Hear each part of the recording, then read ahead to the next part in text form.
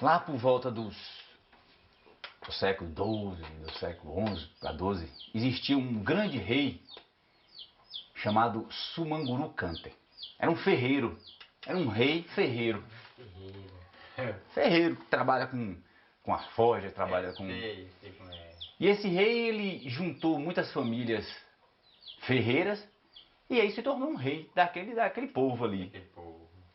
E ele era um rei muito... Naquela época, mexer com fogo era uma sabedoria muito respeitada.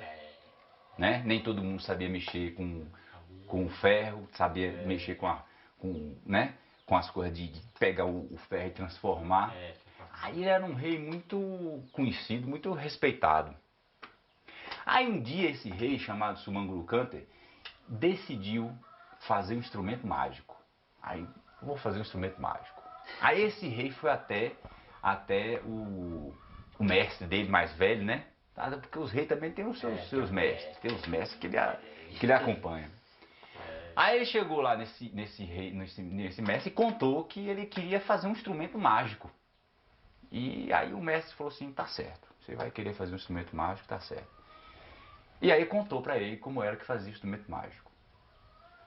Aí esse rei, chamado Sumanguru Kante, foi no mato e tirou um pedaço de madeira.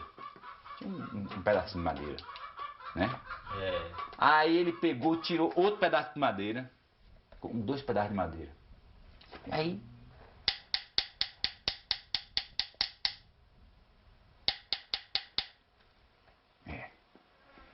ele pegou esse pedaço de madeira e fez uma fogueira.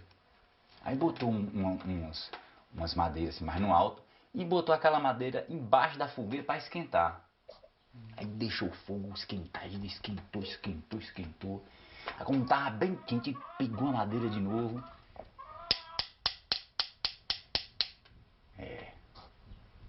Aí, com a madeira quente, ele foi na plantação dele de cabaça. Porque lá todo mundo planta cabaça. Aí ele foi lá e pegou uma cabaça. Aí ele pegou a cabaça e abriu a ponta da cabaça. Deixou assim uma abridinha assim na cabaça.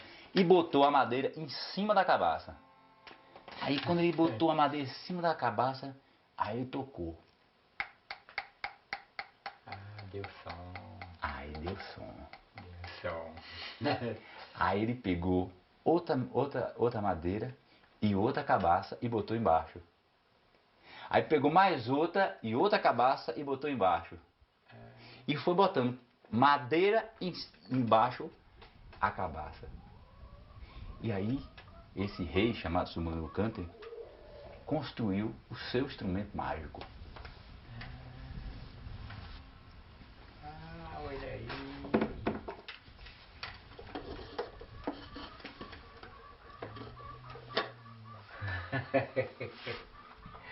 Interessante, viu?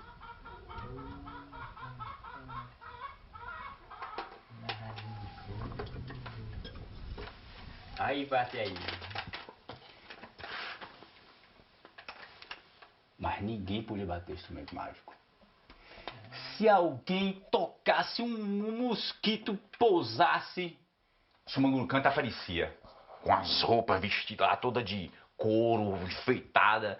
Podia ser no meio do mato, em cima de um morro escondido. Se alguém triscasse, se um besouro pousasse, ele logo aparecia. Ele aparecia junto lá, porque ninguém... Era um mistério dele, ninguém podia tocar esse instrumento mágico. Mas teve um dia que um caminhante, né? A gente não é caminhante, um caminhante chamado Duga Musa.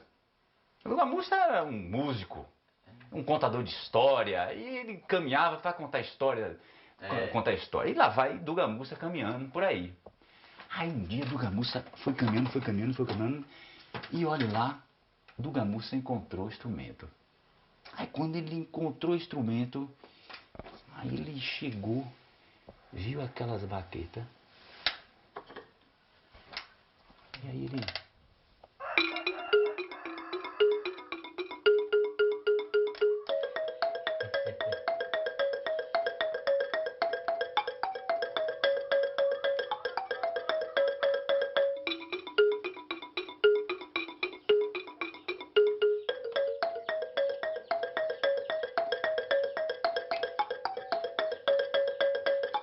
Mas como dizia o mistério, logo quando ele tocou, o Dugamussa, Sumangurucanta apareceu.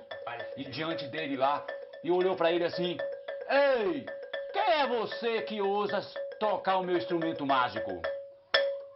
Eu sou o Dugamussa.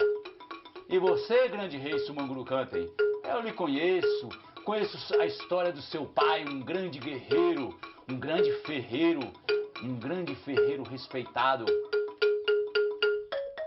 E que contas mais de mim, ô seu Dugamussa? O que você sabe mais da minha família? Eu também conheço a história do seu avô, do seu bisavô, grandes guerreiros que lutavam por essa região aqui, grandes ferreiros. E aí, Dugamussa começou a contar a história do pai, do avô, do bisavô de Sumangurucantem. E aí, depois que ele contou a história do pai, do avô, do bisavô, do grande rei Sumangurucantem, Sumangurucantem pegou o instrumento e entregou para ele. Toma, Dugamussa.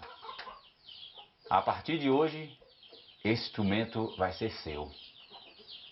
E você vai ser o primeiro griot. E o seu nome vai se chamar Balafaceguê Cuyatê. Bala, do instrumento chamado bala. Fá, de pai. E Ceguê, de gavião. E Cuyatê é o nome da família. Então assim surgiu o primeiro griot lá nessa região do Mali. E aí o Dugamussa foi buscar o seu mestre. O mestre griot, todos têm um mestre. E aí ele chegou lá, encontrou o mestre, e aí o mestre disse a ele que a primeira aprendizagem para ser um griot era aprender a escutar. Saber escutar galinhas, pintinhos, pássaros, vento.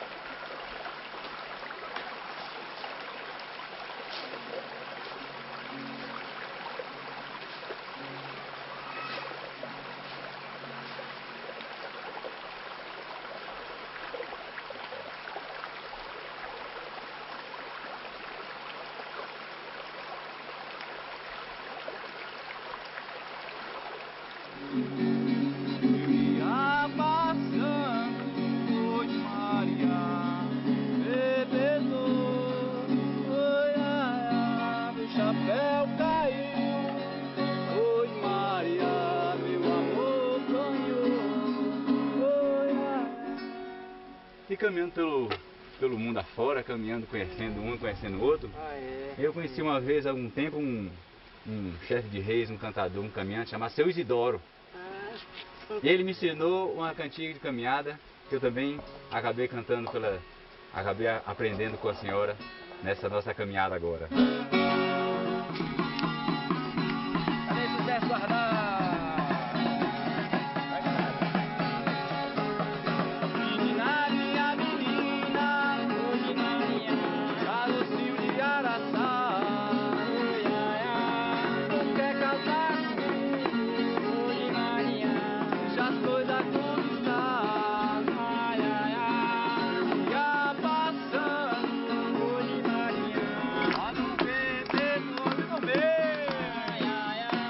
Chapéu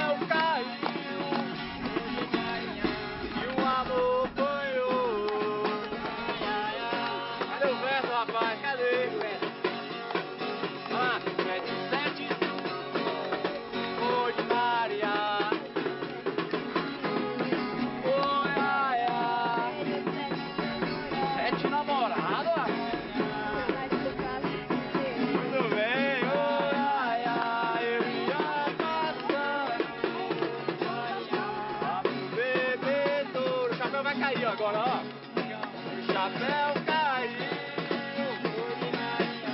E um amor banhou. Quem é que vai pegar? Aí, bota a cabeça, bota a cabeça. Na cabeça.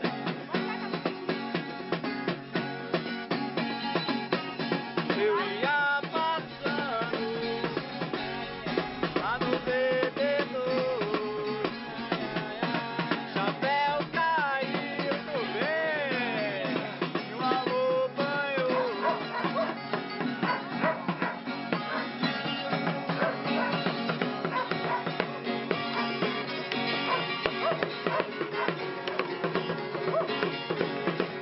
Cadê a palma?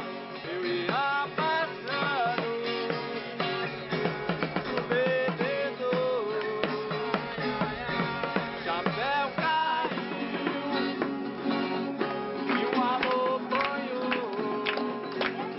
Cravo branco, cravo Aí roxo, vocês, ô de Maria. cravo de toda a nação. Oi, Maria. Quando o cravo muda a cor, Oi, Maria. digna meu coração. Aê, oi, ai, ai. Eu ia passando. Como é meu povo? Lá no bebedouro. Como é? Aê, o chapéu caiu e um amor banhou. Quem é um amor que vai banhar agora?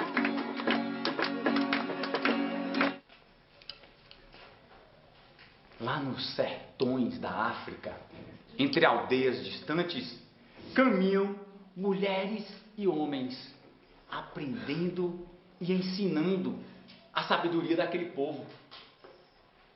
São os griots. E quando os griots chegam nas aldeias, as crianças, os pais, os tios e as avós ficam na roda. Está aberto o ritual do contador de histórias. Agora cantando, ó. Não faça. Como griot aprendiz, eu acho que tem que ter uma forma de você chegar encantando aquele lugar.